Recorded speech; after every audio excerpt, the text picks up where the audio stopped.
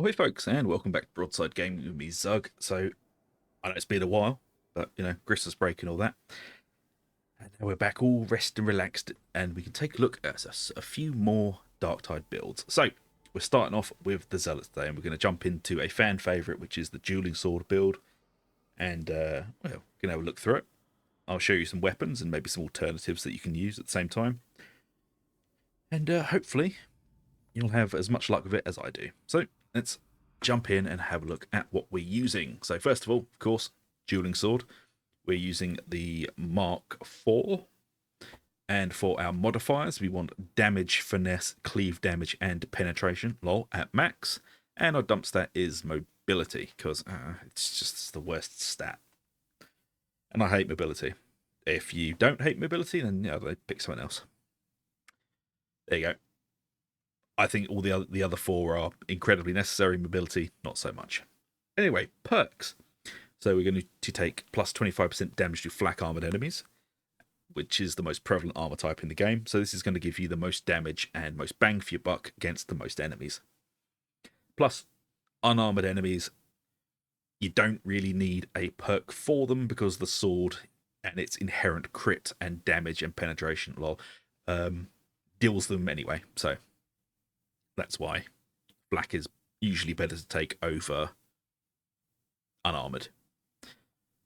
Unless it's a weapon, say like a flamethrower, which you may want to take unarmored because you're killing basically that. You're using it to do that. But unless you're specifically aiming for unarmored, it doesn't matter. Anyway, next, unyielding. This is going to help deal with bosses and all of the Ogryns apart from the Crusher, because the Crusher is only unyielding in about a 2 centimeter square directly under its chin that you're probably never going to be able to hit, and you very rarely ever see flash up. But Reapers, Bulwarks, all monstrosities, they are unyielding. So this is going to give you big old damage against them. And this is what we want, basically. The dueling sword to be able to one-shot Bulwarks, Reapers, and really just bully monstrosities. Next up, we've got the blessings. First of all, we're going with Uncanny Strike, which is a plus 24% rending on enemy weak spot hit for 3.5 seconds, stacking 5 times. This is just a big old damage buff, and it's really nice, and you can pretty much keep this up at all times. The dueling sword is very quick and very accurate, and just allows you to keep it running. And next up, we have Riposte, plus 20% critical chance for 6 seconds on successful dodge. So this is quite a high crit build, and well, we're a Zealot. Dodging is kind of our thing in it. Can't really get it working in Psychonarium because I'm not running mods at the moment. But basically, dodging just gives you plus 20% crit, and you can just keep it going by dodging more and more. You'll find in the talent tree there will be a lot of other things that also trigger on dodge. So it really does work within the class fantasy of the Zealot, the very nippy, melee-focused psycho. Last but not least, for the equipment, we're going to take a look at the curios. So, first off, yes, all 3 of them are max health. It seems to be the thing at the moment. I will put in a much larger dissertation of why and in my reasoning, but mostly it's because max health seems to be getting us more bang for a buck over a longer mission. If you prefer toughness, take toughness. I'm really not that invested in it being better. If you prefer toughness, just take toughness. There you go. So this is how the curios are spec'd out. The first one, plus 21% max health, plus 5% max health, 12% stamina regeneration, and plus 20% damage resistance gunners. We're taking the stamina regeneration not because we care about the regeneration of the stamina, it's to speed up when stamina actually starts to regenerate. It's not how fast it regenerates when it starts, it is the actual speed of it starting that we care about. Next up, these 2 are twins. So max health, more max health, damage resistant snipers, damage resistance gunners. And yes, I'm well aware, and I've said this in every video for the last 2 years, damage resistance gunners, yes, does have diminishing returns. I have done the math many, many times in the comments. If you'd like to see it, go look at any video. It's usually in there. yes, it does have diminishing returns. So you don't actually get the full 60. It goes down to around about 43 point something something. But the reason we're taking all three is because gunners will shred you. So yes, it is worth taking all of them. And no, it's not 20 and 20 is 40, and then you add that on, oh, I only get 3. No, the diminishing return starts a lot sooner than that. It's more like 20, 10, 8, something like that. I've got the math is in the comments. I'm not working it out live because my brain can't take it. But yes, diminishing returns bad, damage resistance gunners good. Because gunners are mean and they will bully the hell out of you. Snipers, we're taking that because kind of the general thinking of this is snipers, you should be able to dodge a sniper, but as you get higher and up in the difficulty, there's never just one sniper. You may be able to dodge the first two and then not realize there's a third with his winking eye upon you. And I mean, if you do get clipped, this is going to stop you from getting one shot. Yeah, this is just insurance here. But most of the time, yeah, you should be able to, once you've become more accustomed to the difficulty you're playing at, you should be able to work out, the sniper, see the beam, dodge the beam, blah, blah, blah. This is more for that unlucky spot or, you're blocked in and can't dodge and you're going to take the hit. So it is useful. I mean, you can get rid of it if you want to and change it out for corruption resist, which is always good on high levels. But sniper resist is useful. There you go. That is the weapons and the curios. Let's take a look at the talents. Okie dokie. We're going to start over here on the right first. We are taking Backstabber, plus 20% damage on melee backstab hits. Into Scourge. Melee critical hits apply bleed, causing damage over time. Bleeds and burns are actually quite good in this game, so don't sleep on those. But also, we want it because of melee hits on bleeding enemies grant plus 10% critical chance for 3 seconds, stacking 3 times, which means you can stack it up to 30. Then down here, into a toughness boost, and then we're taking Second Wind. Replenish 15% toughness on a successful dodge. As I said, there's going to be a lot of dodging talents in here that basically give us lots of boosts for doing what we would do naturally.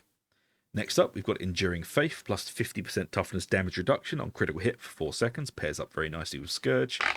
And then into the middle for Anointed in Blood, up to 25% base range damage. Reduce the further you are from the target. Then into Purge the Unclean, plus 20% increased damage against Infested and Unyielding.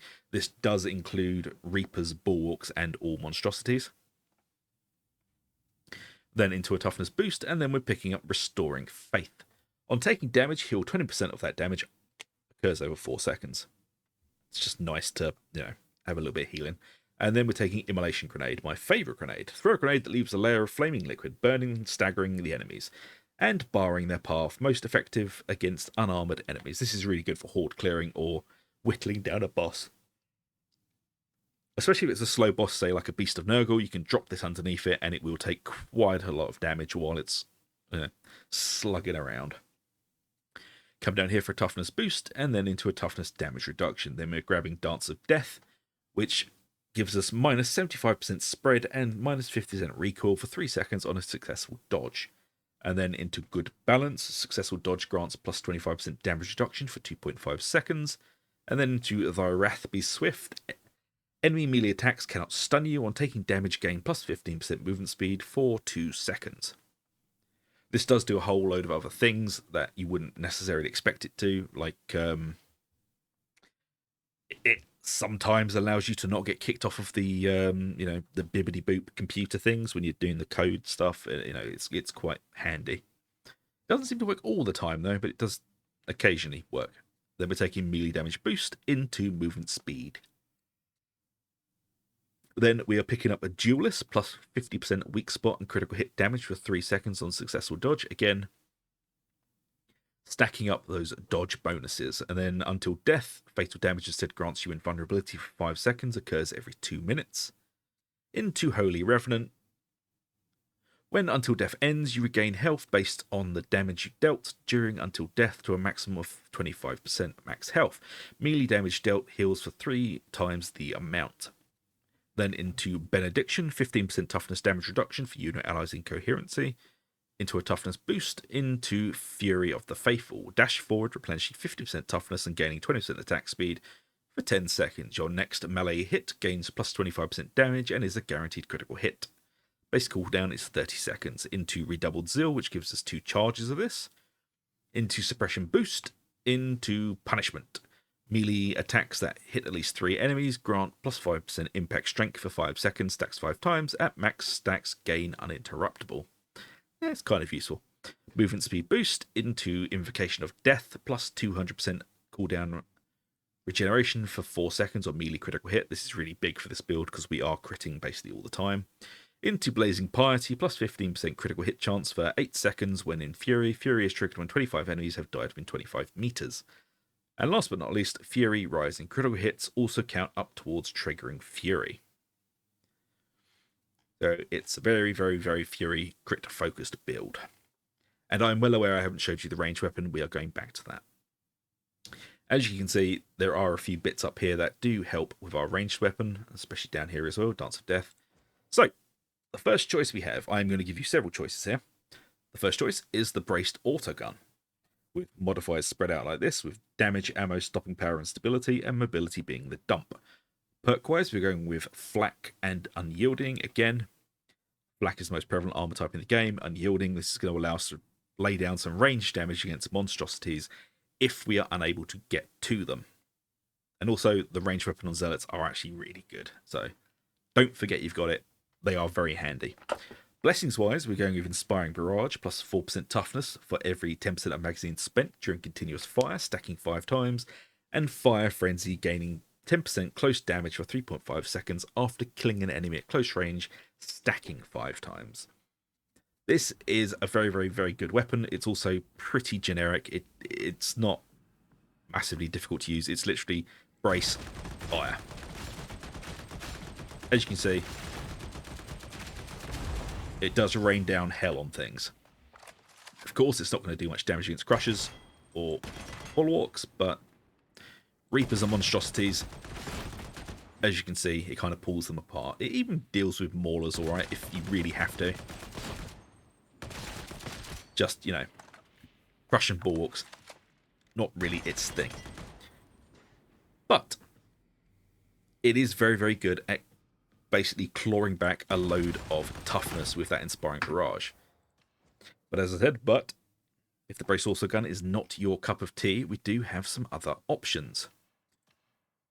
So, we also have the Spearhead Bolt Gun, which is personally my favourite weapon on both the Zealot and the Veteran. After Unlocked and Loaded, it became very silly, and I really do like it. There are several ways you can build it. You can go for Fire Frenzy and Pinning Fire if you really want to. At the moment, I'm running Shattering Impact and Puncture. This is because when I was doing Havoc, this was really good for shredding through big groups of Crushers, and Puncture just adds that bleed out there to give you more crit, because it counts as everything bleeding around you. And also, bleed damage is doing just silly amounts of damage in Havoc and Auric. As you can see, perk-wise, Flak and Unyielding. Dump stat is mobility. Never dump out reload. You will regret that instantly, like I did on this one. It's not fun. But we shall equip it, and we shall have a look at what it can do. So, there's 2 firing modes. You can aim down sights to fire 1 shot. As you can see, it does quite impressive damage, and also it's actually quite stable at range now. Well, it has been for a while, but you are able to snipe out or counter snipe if you really, really need to. And the other really good thing about them is you can just mag dump. It's very fun. Even if you don't kill them, if there's a big group of Crushers coming at you, you can mag dump into all of them. There is a lot of penetration of the shells, and they do a lot of damage. And you can force a Bulwark to open his shield with the bolt gun. It does take around 5 shots, but if you are cornered, this is a way to deal with it. You see, 5 shots, shield staggers open, shoot him in the face. It's a very, very good weapon. Possibly not paired with the dueling sword, because the dueling sword kind of does the same thing, which is incredibly high damage. Anything more tedious than the chatter of politics? So maybe you want a little bit more horde clear. And if you do want some horde clear, you've come to the right place. So for that, we could be using the Flamer. And if you're going to use the Flamer, it would be modified like this. Damage, ammo, burn, and cloud radius all at max. And again, mobility as your dump stat. Perk-wise, we're going with unyielding. And of course, critical hit, because it does pair up very, very, very nicely with the build. For the blessings, we're going with Blaze Away, 8% strength for every 10% of the magazine spent during continuous fire, stacks 5 times, and Penetrating Flame, direct hits apply 4 stacks of 1% brittleness for 5 seconds, stacks 20 times. It's actually really, really dirty. I've used this quite a bit in Havoc, and it's very, very good for just holding down a corridor, especially a corridor that is full of heavily armored enemies. Because now, with that Penetrating Flame, you are shredding the armor off of these things. And you're doing a lot of damage to monstrosities as well. As you can see, the tick damage is actually really, really disgusting on them. The only problem is the tiny amount of ammo that you have in your tank. It used to be much bigger, it was much nicer, but now they've, they nerfed it because, I don't know, Fat Shark are the fun police sometimes. But for quick horde control or holding down a corridor, Flamer is a very, very good weapon to choose. So there you go. 3 lovely options to choose between. You've got the braced auto gun, you have the Flamer, and of course you have the Spearhead bolt gun. Pick whichever you like. To be honest, none of this stuff is set in stone. If you need to change it or fiddle about with it for any reason, just do it, Who's going to stop you? The build police. But there you go, folks. A dueling sword build for the Zealot. I do hope you enjoyed. If you have, please do like, subscribe, ring the bell for notifications. It really does help us out. And I shall see you all for the next one. So until then, take it easy, and I'll see you later.